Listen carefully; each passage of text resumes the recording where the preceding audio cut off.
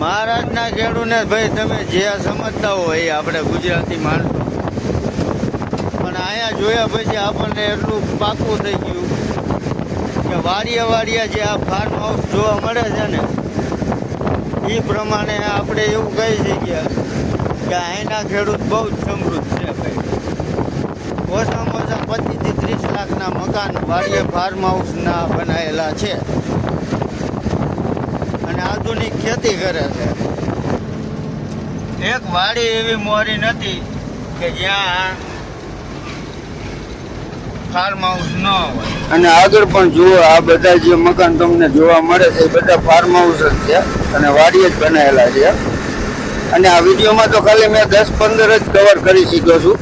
બાકી જે અમે રસ્તા ઉપર નીકળીને જે જોયા છે ને એ લગભગ 100 થી વધારે મકાન અમે એ રીતે વાડીએ જોયા છે. બધા જ બાગાયતી ખેતી કરે છે.